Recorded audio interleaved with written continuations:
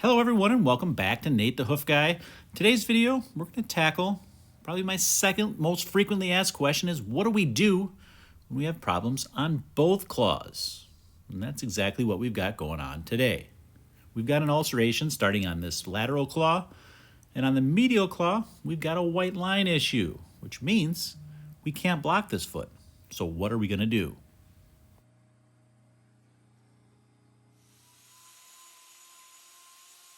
Now, the primary purpose of applying a block is to concentrate the weight on that particular claw by putting that block on it. Take the weight off the injured claw, put it on that one. Now, in this case, we've got two claws with problems, so we don't want to isolate weight or transfer weight to any particular claw. We want that weight distributed between the two claws, so that's why we're not going to use a block. Now, some have suggested why not use a horseshoe block to avoid the particular areas of those claws that have the problem. Why wouldn't that work? We use these diagrams to help explain that. So many of the problems we see manifested on the sole of the cow's foot are related to this bone right here, the pedal bone. And more importantly, the downward movement of that pedal bone that causes problems with the corium. You can see here I've got that illustrated. It pushes down onto the corium, and that's when we see those ulcerations in the bottom of the foot. We've got this area here. This is called the digital cushion, and this is what protects the corium from that downward movement of that pedal bone. So by taking a block and putting it on the outside of the claws to help alleviate pressure from that inner part of the claw, that's not necessarily going to happen because the problem is occurring from the downward movement inside the foot.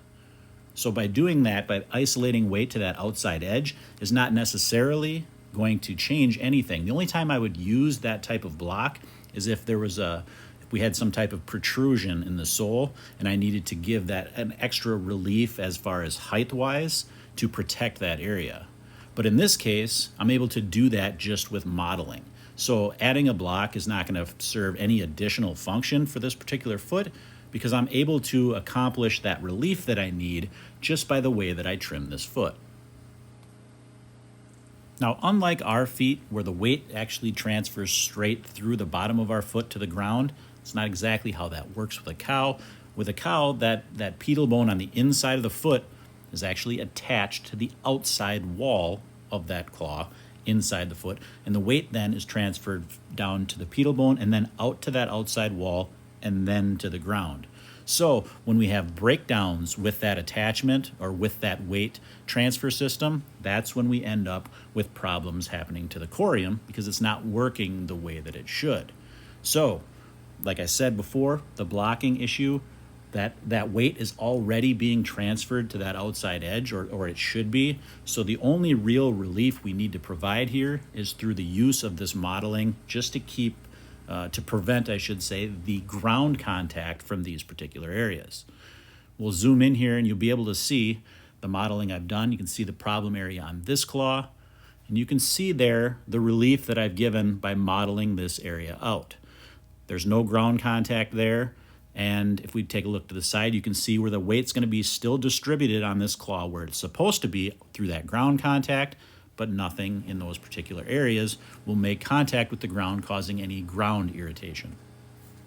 It may be hard to visualize, but think of it this way. Changing the sole may not necessarily change the way the pressures are applied inside the claw, which is where the problems are happening. We'll zoom in here. You can see exactly where the problems are on this claw. That's the initial source right there. It's obvious on the other claw where that is. I need to remove some horn around here, but I want to leave the weight on this outside edge.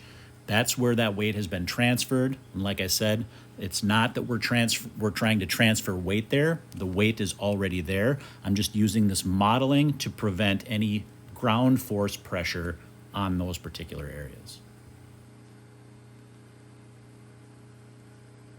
Now, you might be saying to yourself, is this not going to be then uncomfortable for her to walk because she's got problems on both claws? And of course it is. But luckily, this is a rare condition. We rarely see any instances where we have problems on both claws because a lot of times we catch them before that, when that first problem is happening.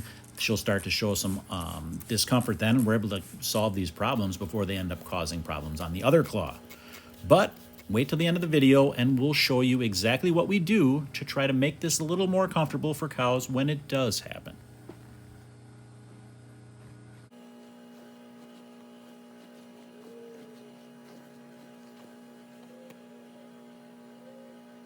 Now that we've got that foot all wrapped up, we can get this foot put down and we'll let her go. And as I mentioned, there's things we can do to try to make this more comfortable for the cows when it does happen. And the thing that I've found that works the best is to have those cows moved to an area of real soft bedding, right? Where they can lay down, rest. It's nice and soft and loose on their feet. They're not putting a lot of pressure on particular areas of the foot. That ground kind of takes up some of that shock, so it's not applied to that claw. And they can rest and recover there. Or, in this girl's case, she's about to go dry, and she's going to go out to pasture to recover there. As always, guys, thanks for watching, and we will see you all on the next one.